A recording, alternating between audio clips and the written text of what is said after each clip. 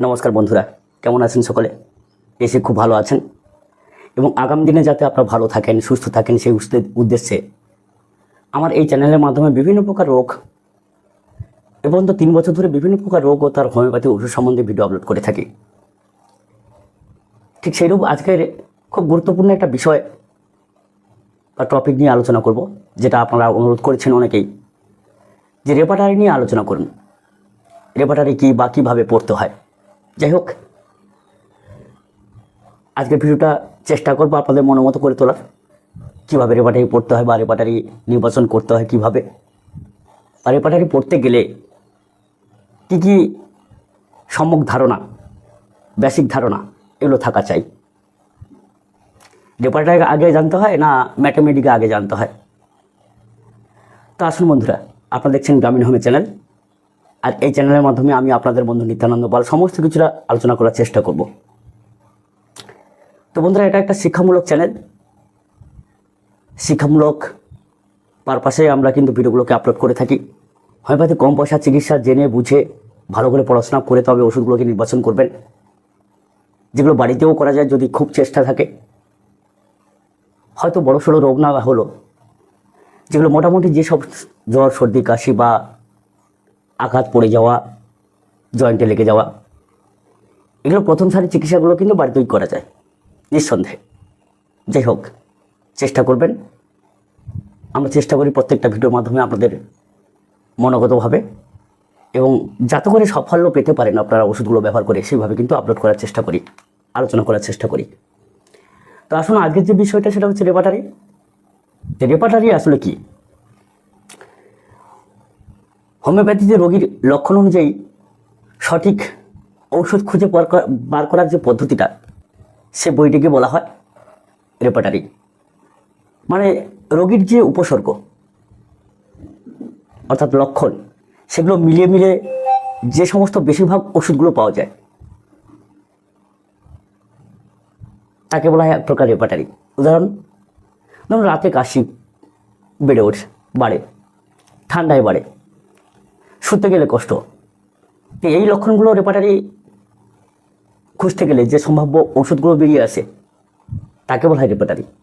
ধরুন, কাশি কতগুলো ওষুধ হতে পারে বা কী কী ওষুধ, আবার মাথা ব্যথার কী কী ওষুধ, রাত্রে যে কাশি বাড়ে তার কী কী ওষুধ, ঠান্ডায় যে কাশি বাড়ে তার কী কী ওষুধ।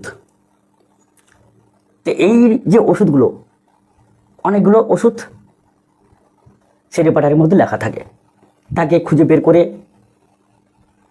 সেই ওষুধের লক্ষণ, চারিত্রিক বৈশিষ্ট্য নির্বাচন করে তবে কিন্তু একজন রোগীকে দিতে হয়। কারণ রেপার্টারি বলতে ওই যে বললাম কাশির এতগুলো ওষুধ, তাহলে কি এতগুলো ওষুধ আপনি দিয়ে দেবেন? রাত্রে কাশি বাড়ে, 4-5টা ওষুধ, তাহলে 4-5টা ওষুধ কি আপনি দিয়ে দেবেন না? তাহলে কীভাবে পড়তে হবে? আগে ম্যাথমেটিক্যাকে কিন্তু আপনাকে আয়ত্ত করতে হবে, জানতে হবে। কারণ আমাদের হোমিওপ্যাথি সৃষ্টিতত্ত্ব অনুযায়ী আপনি নিশ্চয়ই জেনেছেন যে সুস্থ দেহে, একদম পুরোপুরি সুস্থ দেহে বেশি মাত্রায় ওষুধ প্রয়োগ করানোর পরে যে সমস্ত উপসর্গ তৈরি হয়েছিল সেই জীবদেহে বা মানব দেহে, সেগুলো ম্যাথমেটিক্যার মধ্যে লিপিবদ্ধ করা হয়েছিল। আবার সেটা সূক্ষ্ম মাত্রায় সেবন করিয়ে সেই সমস্ত উপসর্গ অর্থাৎ রোগের আরোগ্য করা হয়েছিল। মানে রোগীর একরকম চরিত্র উপসর্গ। ওই জন্য অনেকে বলে রোগের চিকিৎসা করে না, রোগীর চিকিৎসা করে। তাহলে রোগীর ছটফটানি, আটকে ওঠা, মুচড়ে যাওয়া, পেটের সমস্যা, যাই হোক না কেন, একটা ওষুধ সুস্থ দেহে বেশি করে প্রয়োগ করার পরে যে যে উপসর্গ তৈরি হয়েছিল তাকে উপশমিত করা হয়েছিল। আর সেই কাহিনী যার মধ্যে লিপিবদ্ধ হয়েছিল তাকে বলা হয় ম্যাথমেটিক্যাল। তাহলে অবশ্যই করে আপনাকে বিস্তারিত কিন্তু জানতে হবে। রেপার্টারি মানে এক প্রকার সহায়িকা,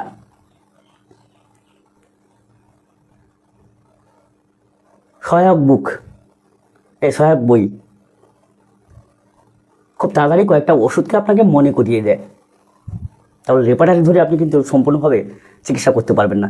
শুধু ম্যাথমেটিক্যাল ধরে আপনি সম্পূর্ণ চিকিৎসা করতে পারবেন, কিন্তু ম্যাথমেটিক্যাল ধরে রেপার্টারি ধরে সম্পূর্ণ চিকিৎসা আপনি করতে পারবেন না।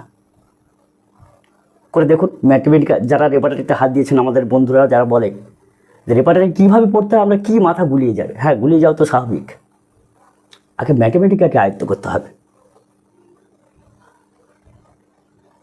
আগে ম্যাথমেটিক্যাকে জানুন, ওষুধের প্রকৃতি তার মধ্যে লেখা থাকবে, কেমন প্রকৃতির চরিত্র থাকলে, কেমন প্রকৃতির লক্ষণ থাকলে কখন বাড়ে কখন কমে, সমস্ত কিছু আয়ত্ত করুন, তারপর আপনি রেপার্টারি পড়বেন।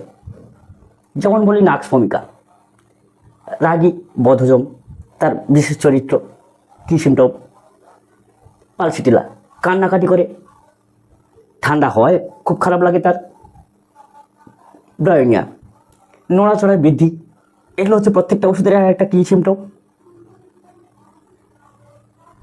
তাহলে এবারে নির্বাচন করবে, যেমন রোগীর মানসিক লক্ষণ, সাধারণ লক্ষণ বিশেষভাবে, কখন বাড়ে কখন কমে, মোডালিটি যাকে বলা হয়। বন্ধুরা, রেপার্টারি পড়তে গেলে অবশ্যই করে আগে কিন্তু রুব্রিক খুঁজতে হয়, সেটা খোঁজা শিখতে হয়। কেমন না, রুব্রিক কথার অর্থ হচ্ছে একটা, বলা যায় যে লক্ষণ, রেপার্টারি একটা লক্ষণ। যেমন রাত্রে কাশি বাড়ে, ঠান্ডা জলে খারাপ লাগে, এটা একটা রুব্রিক। এর মধ্যে গুরুত্বপূর্ণ রুব্রিক খুঁজতে হয়, যেমন অদ্ভুত লক্ষণ যাকে বলা হয়, বিশেষ লক্ষণ, রোগীর নিজস্ব লক্ষণ। অদ্ভুত লক্ষণ, নিজস্ব লক্ষণ আর বিশেষ লক্ষণ।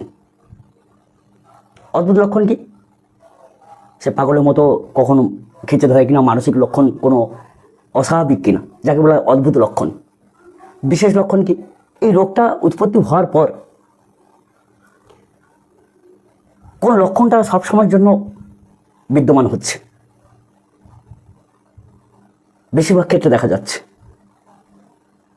আর রোগীর নিজস্ব লক্ষণ কি, নিজস্ব লক্ষণ বলতে যে কোনো একটা রোগী, প্রত্যেকটা মানুষের নিজস্ব একটা তো সত্তা আছে, নিজস্ব একটা তো চরিত্র আছে, খুব দয়ালু, কি হয়তো খুব অভিমানী, কি খুব রাগী খিটখিটে পিত্ত প্রধান ব্যক্তি, এরকম তো একটা আছে। তাহলে এই তিনটে লক্ষণ কিন্তু সর্বাগ্রে খেয়াল রাখতে হবে, তবে কিন্তু আমরা এই রেপার্টারি নির্বাচন করতে পারবো। তো রুব্রিক মিলে এই ওষুধ কিন্তু বারবার আসে, যখন দেখবেন যে এই তিনটে অদ্ভুত লক্ষণ, বিশেষ লক্ষণ আর কি, এই যে রোগীর নিজস্ব লক্ষণ বারবার আসার চেষ্টা করছে 2-3 বার, তখন সেই ওষুধটা কিন্তু তার ক্ষেত্রে প্রযোজ্য। তো এখানে রেপার্টারি বলতে কি, যে অনেকগুলো ওষুধকে মনে করে দেওয়া, আমাদেরকে চোখের সামনে ভাসিয়ে দেওয়া, কিন্তু তার সেই ওষুধগুলোর যে চারিত্রিক বৈশিষ্ট্য সেগুলো তো আমাদের জানতে হবে, পড়তে হবে, কিন্তু সেটা তো আপনি রেপার্টারি পাবেন না। তার জন্য তো ম্যাথমেটিক্যাকে আপনাকে আয়ত্ত করতে হবে। তাহলে রেপার্টারি দেখবেন কেন না, এই রেপার্টারির মধ্যে যে মনে করে দেওয়া অনেকগুলো ওষুধগুলোকে যে আমাদের চোখের সামনে ভাসিয়ে দিল, মনে করে দিল, এবার সেগুলো নিয়ে আমরা চর্চা করব, একটু দেখে নেব। অনেকটা তো প্র্যাকটিস থাকে, তারপর একটু দেখে নেব, এই তো হয়ে গেল। এবার আপনারা জানতে পারেন, আমার প্রশ্ন করতে পারেন কোন রেপার্টারিটা আমি পড়বো। কেন রেপার্টারি সব থেকে ভালো, যার মধ্যে রুব্রিকটা খুব ভালো থাকে, বোরিক রেপার্টারিও ভালো, আপনি পড়তে পারেন। সব থেকে বেশি যেটা মানুষ সবাই বেশি ব্যবহার করে থাকেন, সেটা হচ্ছে কেন রেপার্টারি। এর বিভাগের মধ্যে কী থাকে বলুন তো, এই যে কেন রেপার্টারিটা খুব আল্লাহভাবে এত সুন্দরভাবে থাকে, হয়তো একটু বেশি সময় লাগে, কিন্তু খুব সুন্দরভাবে বুঝতে পারবেন আপনি, একটু বেশি লেখা থাকে। যেমন যে মাইন্ড, তারপর হেড, চোখ, নাই, স্টোমাক, স্লিপ, ফিভার, তারপর জেনারেটিস, এভাবে কিন্তু সাজানো থাকে আস্তে আস্তে করে। তাতে কী হয়, রোগীর হচ্ছে ওষুধ নির্বাচন করতে বা মনে রাখতে সুবিধা হয়, দেখতে সুবিধা হয়, বিশেষ করে যারা নতুন তাদের ক্ষেত্রে। তা এখনকার দিনে এরকম ধরনের বাংলা পাওয়া যাচ্ছে, বাংলা অনেক রূপান্তরিত হয়েছে। যাই হোক, একদিনে রেপার্টারিকে আয়ত্ত করতে পারবেন না, বুঝতে পারবেন না, মাথা গুলিয়ে যাবে। যেরকম বললাম আগে ভিডিওটার মধ্যে কি বলেছি সেটাকে আয়ত্ত করুন, দিয়ে রেপার্টারিকে দেখুন, প্রত্যেকদিন 3টে 4টে 5টা, এর বেশি দেখবেন না রেপার্টারি। দেখার পরে আস্তে আস্তে রেপার্টারিকে বুঝতে শিখুন, তারপরে যখন সহজ হয়ে যাবে তখন ঠিক আছে। কিন্তু সবার শেষে এ বই ও বই এটা না করে আগে ম্যাথমেটিক্যাকে আয়ত্ত করুন। আর আমি বলবো বাংলা ভার্সানের এনসি ঘোষের উপরে নন বন্দ্যোপাধ্যায়ের উপরে কোনো বই হতে পারে না।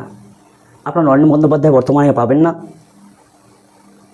এনসি ঘোষকে আয়ত্ত করুন, খুব একটা ভালো ম্যাথমেটিক্যাল, যেটাকে দেখে বা আয়ত্ত করলে খুব সহজে কিন্তু আপনার বাড়িতেই চিকিৎসা অনেকটাই চালিয়ে নিতে পারবেন, আপাতত প্রাথমিক স্টেজ।